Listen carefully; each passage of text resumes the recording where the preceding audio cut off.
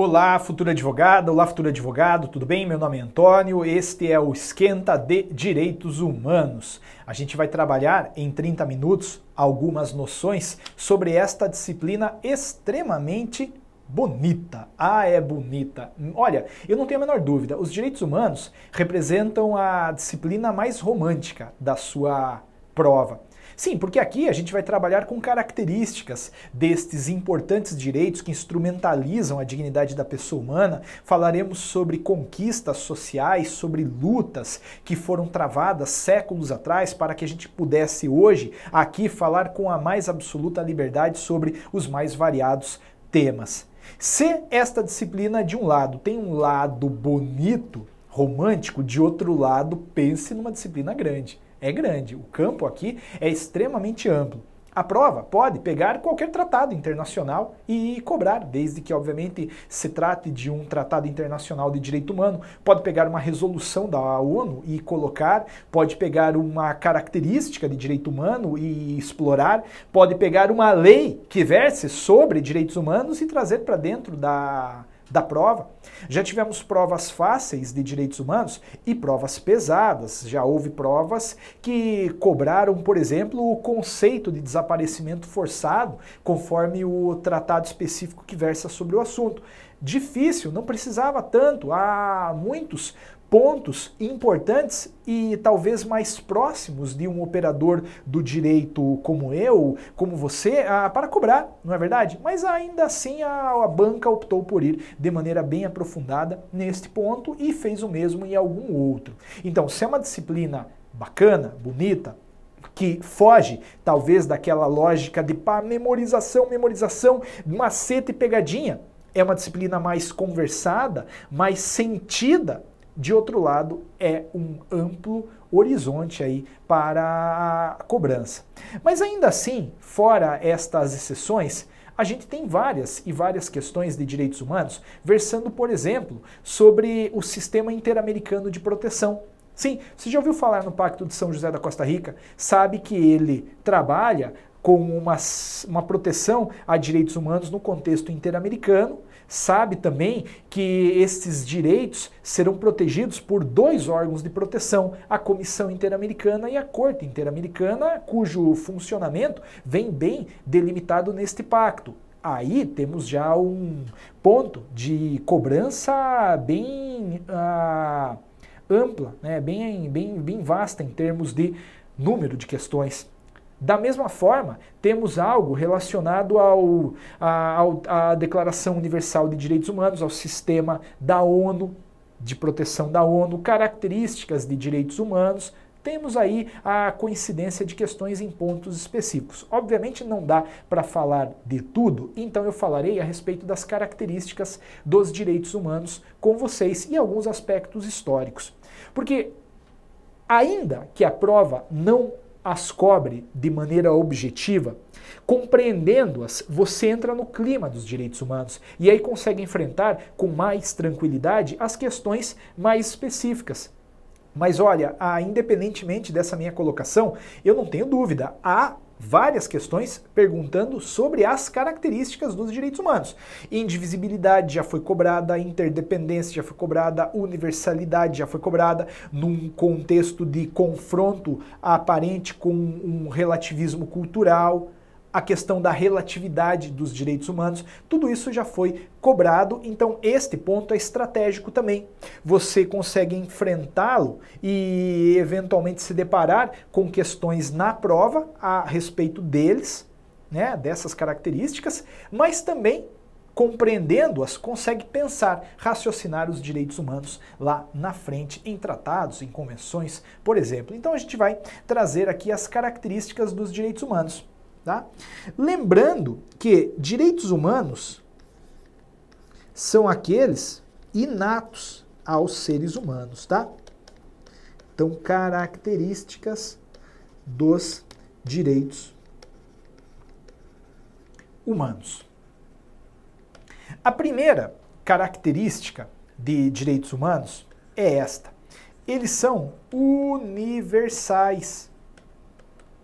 Isto quer dizer que eles são para todos. Eles são para todos. eles foram criados pensando em todos. Eles foram idealizados, reivindicados, conquistados, pensando em todos. Não há que se falar, a partir da universalidade, todos têm direitos humanos. Não dá para falar, porque direitos políticos, por exemplo, são espécies de direitos humanos. E não é todo mundo que possui. Evidentemente, não é todo mundo que possui direitos humanos, direitos políticos, mas preenchidos pressupostos específicos colocados nas legislações nacionais, aí todos podem ter. Essa é a dinâmica. Agora, veja, apesar dos direitos humanos serem para todos, a pergunta que se faz é: será que todo mundo os protege com a ênfase que nós protegemos? Será que as convicções que temos a respeito dos direitos humanos são as mesmas convicções que povos que moram em outros continentes, em outras sociedades têm? Será que o conceito de direitos humanos que pregamos é o mesmo conceito que outros pregam? Talvez não. Por isso, paralelamente a esse universalismo, há que se ter em mente o conceito de relativismo cultural. Relativismo cultural. A partir desta ideia de relativismo cultural, a gente considera que a concepção de direitos humanos pode variar de acordo com o local, pode variar de acordo com o tempo. E te digo, às vezes a gente não precisa nem ir muito longe, porque há tribos no Brasil que têm até hoje, já com uma frequência menor, é verdade, o hábito de enterrar um dos filhos vivos quando são gêmeos. Aí você fala, meu Deus, que barbaridade pra gente, que foi moldado dentro de uma ética de direitos humanos ocidental. Agora, para estes indígenas, para estas tribos, não há nenhuma violência àquilo que eles compreendem ser direitos humanos. As mães que fazem esse ritual, enterram lá a criança viva numa cova rasa, fazem aquilo com a maior alegria do mundo, com a certeza de que estão fazendo o melhor para as crianças, o melhor para elas, mães, e o melhor para a sociedade. A gente, do nosso ponto de vista, não pode falar, ai, que barbaridade, eles estão errados. Eles estão errados conforme a nossa lógica de enxergar as coisas. Eu aposto que esta mãe olha para a nossa sociedade e vê dois gêmeos andando na rua, ela olha, meu Deus do céu, olha lá, não enterraram um gêmeo, meu Deus, esse mundo está perdido. As concepções variam, então, essa é a lógica do relativismo cultural, tá bom? Mas além de serem universais, com este porém relativista, e aqui deixe só me explicar uma coisa. Olha, o relativismo já foi cobrado de maneira direta, tá, na prova. Só que a gente pensa, de modo geral, os direitos humanos a partir de uma lógica universal. Então, em todos os seus estudos a respeito, você vai considerá-los como sendo direitos que foram idealizados, reivindicados, conquistados para todos. E isto leva a crença também de que não pode uma categoria de pessoas, por exemplo, ser excluída do benefício, né, do gozo dos direitos humanos. Mas aí a gente já começa a flertar com outra característica que daqui a pouco eu falo. Para além de universais, os direitos humanos são imprescritíveis também. Eles são imprescritíveis. O que significa dizer que eles são imprescritíveis? Significa dizer que eles não se perdem com o passar do tempo. Por mais que eu nunca tenha exercido um determinado direito humano, hoje posso exercê-lo. Ah, Antônio, mas já passou muito tempo, não pode? Claro que posso. Vamos imaginar, eu nunca tive uma crença. Hoje eu não posso ter uma? Claro que posso. Não se perde a titularidade de direitos humanos. Eles são imprescritíveis. Além disso, além de serem imprescritíveis, eles também, direitos humanos, são inalienáveis. Inalienáveis. Tá. O que significa dizer serem eles inalienáveis? Bom, isso quer dizer que eles não têm conteúdo patrimonial.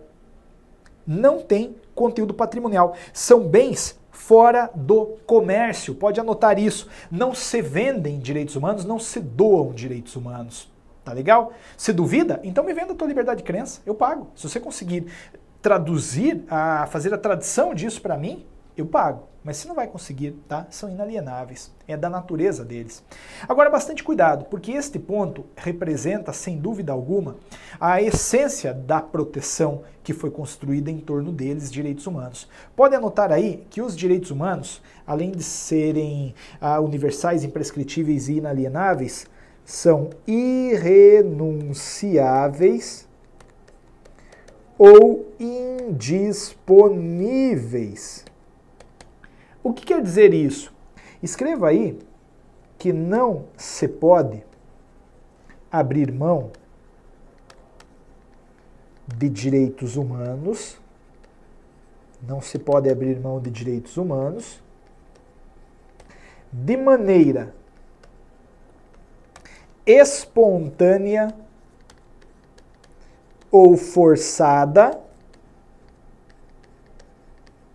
a ponto de sacrificar a dignidade da pessoa humana. A dignidade da pessoa humana. Esta é uma das características mais importantes. Não se pode abrir mão de direitos humanos de maneira espontânea ou forçada a ponto de sacrificar a dignidade da pessoa humana. Então, você, obviamente, não poderá ser forçado a abrir mão de tudo o que tem. Até aí, não há problema em compreender. Agora, bastante cuidado com a lógica espontânea. Com a lógica espontânea. Vejam vocês que, mesmo de maneira espontânea, não podemos abrir mão dos direitos humanos a ponto de sacrificarmos a nossa dignidade da pessoa humana. E aqui existe um exemplo que a doutrina toda de direitos humanos cita, e que isso vai cair na prova. Isso vai repercutir já na prova. Demorou, na verdade, já para isso ter repercutido. Vejam, o arremesso de anões, já ouviu falar? Então, um determinado bar na França tinha o hábito. Os frequentadores do bar pegavam um anão que havia sido vestido de projétil, de bala, pegavam o anão e jogavam o anão longe. Quem arremessasse o anão mais longe ganhava lá um determinado prêmio. Pois bem, a legislação francesa, ao tomar conhecimento de tal prática, proibiu. O poder público veio e falou, não pode mais arremessar. Só que aí o curioso é que os próprios anões entraram com ações para reivindicar o direito de serem arremessados. Só que o judiciário francês falou, olha, beleza, eu entendo que você é maior de idade, vacinado, é livre para trabalhar, entendo que isso representa tua fonte de renda, mas você está abrindo mão, de maneira espontânea, dos seus direitos humanos a ponto de sacrificar a sua dignidade humana. Você está se equiparando a um objeto, você está se coisificando. Está se coisificando, então eu não vou tolerar. Não contentes, os anões foram a instâncias internacionais.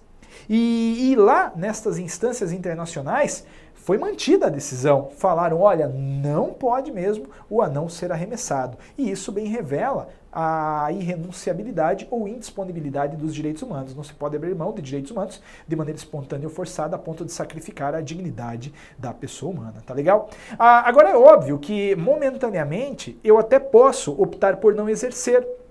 Claro, eu vou fazer inscrição lá no Big Brother Brasil.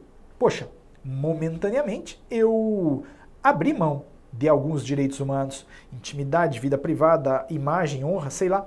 Agora, não foi um sacrifício que inviabilizou a minha dignidade humana, concorda comigo? Bacana, esta é a irrenunciabilidade ou indisponibilidade. Agora, indo além, a gente coloca mais uma característica de direitos humanos, que é a seguinte, eles são indivisíveis. E isso quer dizer que não há hierarquia entre eles. A prova já falou dessa indivisibilidade e ela pode te perguntar nesse 17º exame, qual é mais importante, a vida ou a crença? Bom, são os dois, né? Cada um no seu quadrado. Não há falar-se de antemão numa preponderância de um sobre o outro. Não, não há hierarquia entre eles. E esta indivisibilidade também vai implicar em proibição de reservas quanto à aplicação de direitos humanos para determinadas pessoas ou grupos delas. É óbvio que esta lógica da indivisibilidade muito se aproxima à universalidade dos direitos humanos. Quer dizer, eu não posso falar pela indivisibilidade. Fernandinho Beiramar? Ah, esse merece uma surra. Não, não merece. Não merece. Tá? Por mais que tenha errado, e errou, as sentenças condenatórias assim falam, a gente tem que reconhecer que ele é um direito humano. Que ele é uma pessoa, melhor dizendo, com direitos humanos. Ah, Antônio, tá com dó, leva para casa. Olha, cuidado. Na prova de direitos humanos, se você for com esse raciocínio, de bandido bom é bandido morto, direitos humanos para humanos direitos, esqueça, avance 3 casas e vá fazer outra prova, porque vai dar erro nos direitos humanos. Na disciplina de direitos humanos, você tem que pensar assim de maneira muito conectada aos ideais que construíram a disciplina. Você tem que pensar como se fosse uma Madre Teresa de Calcutá, absolutamente preocupada com a causa humana. Se depois da prova você vai inverter esta lógica, bom, aí cada um tem as suas convicções, não estamos aqui para mudá-las, mas ao menos na prova a gente tem que assim pensar, tá legal? Bacana. Indo adiante, além de serem indivisíveis, eles são interdependentes. Interdependentes. Isso quer dizer que eles estão conectados uns aos outros. Eles não sobrevivem, teoricamente, uns sem os outros. Olha, não adianta absolutamente nada eu te dar a liberdade de educação, eu te dar o direito de educação, se eu te tiro a liberdade profissional. Não adianta nada eu te garantir a vida se eu não garanto a saúde. Não adianta nada eu garantir a informação se eu não garanto a manifestação do pensamento. Concorda? Esta é a interdependência que há entre os direitos humanos. Boa! Vamos lá, já estamos aí compreendendo toda a principiologia deles, isso vai nos facilitar o enfrentamento de questões mais específicas sobre tratados, pactos e assim por diante. Agora, veja, temos agora a mágica dos direitos humanos. Apesar de serem universais, imprescritíveis, inalienáveis, irrenunciáveis, indivisíveis, interdependentes, eles também são relativos. Antônio, mas o que significa dizer que são eles relativos? Significa dizer que eles não são absolutos. Eles não são absolutos. Vejam vocês, nenhum direito, é o que fala a doutrina majoritária e a jurisprudência do Supremo, é absoluto. Ah, mas e a vida? Não é.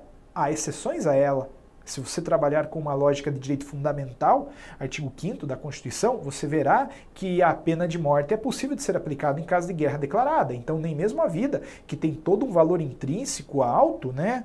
Não, obviamente, é a vida mais ou menos importante que outra, mas ela tem uma carga axiológica diferente. Ela é relativizada em determinadas circunstâncias. E isso é um desdobramento desta característica que estamos aqui vendo. Os direitos humanos não são absolutos, eles são relativos. E aí, por fim, eles são históricos. O que quer dizer isso? Eles são históricos. Isso quer dizer que eles não nascem prontos e acabados. Eles são fruto de uma afirmação que se faz de tempos em tempos. Hoje, 2015, sequer imaginamos os direitos humanos que serão defendidos daqui a 200 anos. Assim como há 200 anos atrás, a sociedade da época não imaginava que hoje falariam em direito ao meio ambiente como direito humano. Já a gente falando em direito de acesso à internet como direito humano, a ONU tem alguns pareceres nesta linha. Ai, que bobagem. Não é bobagem, é uma reivindicação que a sociedade vai fazendo. E hoje talvez pareça, mas daqui a algum tempo, com certeza, será determinante tal acesso aí à internet como direito humano. Tá legal? Até porque tem a ver com informação, expressão e assim por diante. Estas são as características. Agora, essa historicidade, ela pode ser, assim, destrinchada para fins de compreendermos aquelas gerações ou dimensões de direitos humanos. É um tema que a prova já cobrou. Gerações ou dimensões de direitos humanos. Vejam, vamos fazer uma tabelinha aqui, ó. e você vai ver como isso vai ser útil. Não há dúvida, há pelo menos 3 gerações de direitos humanos. Uma primeira, uma segunda e uma terceira. Tem autores que falam em quarta. O Bobbio, o Bonavides abordam, só que aí há uma certa divergência já a respeito do que é direito humano de quarta geração. A prova, até este momento, não tem abordado tal ponto. Tem trabalhado mais com a primeira, segunda e terceira geração. Tem autores também que falam em quinta, sexta, sétima, mas esqueça. Aí não impacta de maneira alguma, nem nesta, nem em qualquer outra prova. Agora, estas 3 impactam porque tem um consenso. A doutrina inteira reconhece ao menos 3 gerações de direitos humanos. Vejam, a primeira geração, ela vai se afirmar no Estado liberal. E isso é lá no século XVIII. O Estado liberal ele surgiu como uma forma de oposição ao absolutismo estatal, ao absolutismo. Era um Estado, este liberal, que primava pelo valor liberdade. Os burgueses que idealizaram tal Estado queriam liberdade. Este Estado liberal ele é marcado pela não intervenção. Olha, é fácil compreender quando você pega o fio histórico, né, da coisa. Antes havia um Estado absolutista, que era absolutamente interventivo. Um rei maluco, monarca, afetado, sei lá, ele fazia ingerências na vida das pessoas a um ponto extremamente aprofundado. Quer dizer, este monarca, príncipe, rei, ele retirava da noite para o dia a nossa vida, a nossa propriedade, nossas posses, tirava nossa filha, nosso filho, nossa produção, fazia confiscos, fazia imposições tributárias absurdas. A sociedade da época falou, não, pera lá, não é isso que eu quero um Estado que não intervenha, que não faça intervenção. Eu quero um Estado que vamos chamar de liberal, um Estado que prima pela liberdade. Neste contexto, agora atenção, surgem os direitos civis e políticos.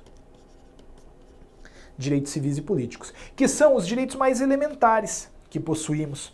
Anotem exemplos, porque você vai ver isso vai ser útil em determinado momento do raciocínio.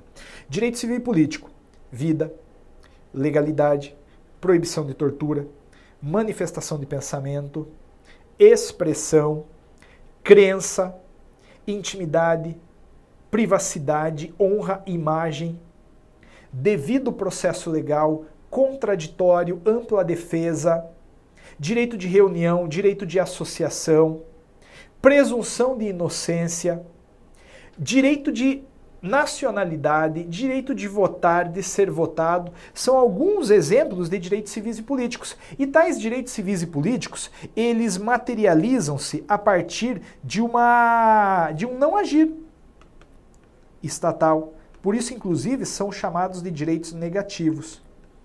Antônio, como assim? Olha, o Estado os realiza na medida em que não faz nada. Nada. Você duvida? Como é que o Estado garante a tua manifestação de pensamento? Não censurando, deixando você falar. Como é que o Estado garante sua liberdade de locomoção, que é um direito de primeira geração? Não fazendo nada, deixando você ir e voltar.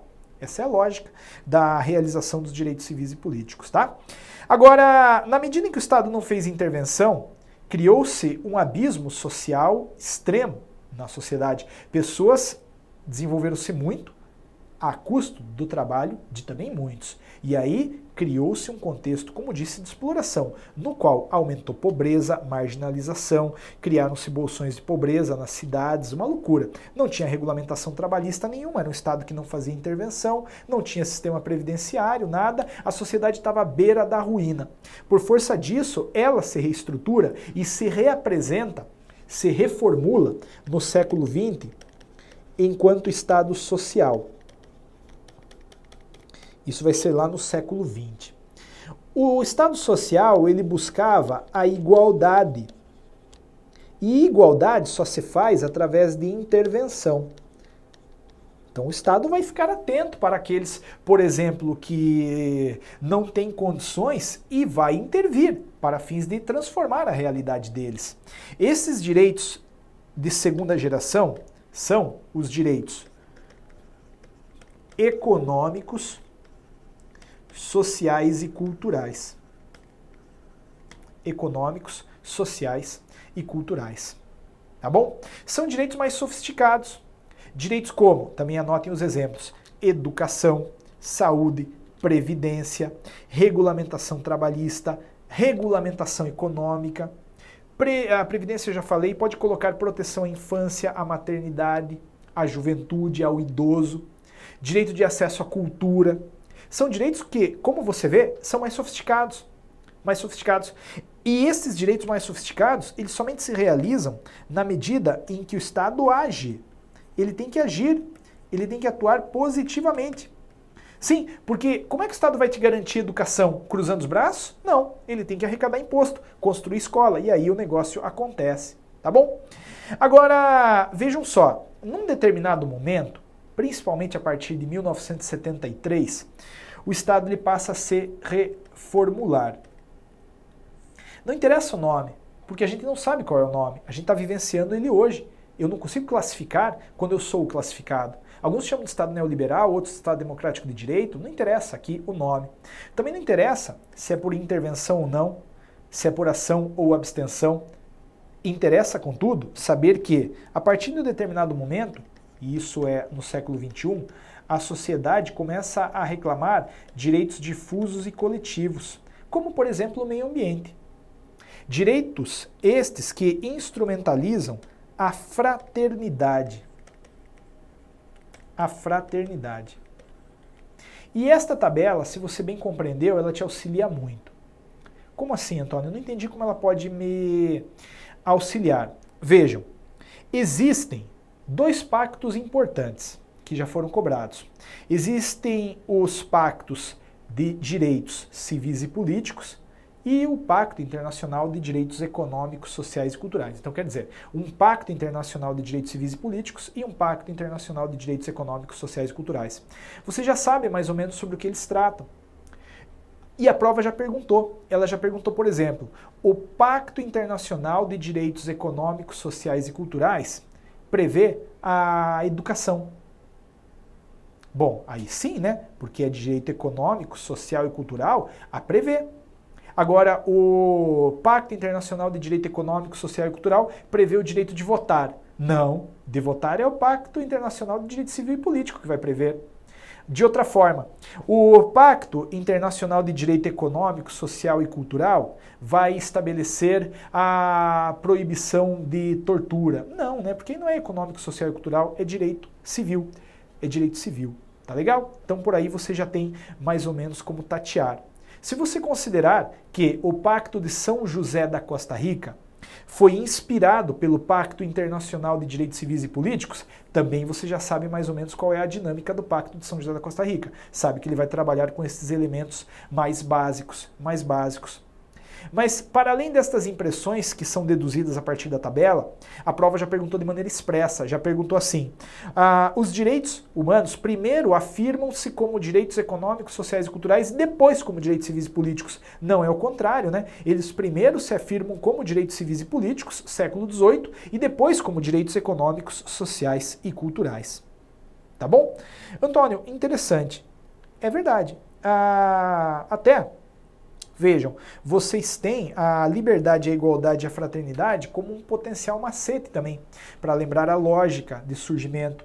Liberdade, igualdade e fraternidade não era o lema da Revolução Francesa? Pois bem, uma grande coincidência, é verdade, mas ainda assim era um lema e agora pode ser traduzido nestas gerações ou dimensões de direitos humanos. Então, esta é uma introdução ao tema. Obviamente, há uma análise a respeito de tratados, de pactos, que vem adiante, mas aqui é um esquenta, né? É para você entrar no clima. Gostou? Clica aqui, ó. Clica aí embaixo, dá uma olhadinha nos cursos que a prova está oferecendo, preparados especialmente para você. Muito obrigado, um grande abraço, nos vemos lá nos cursos do A Prova.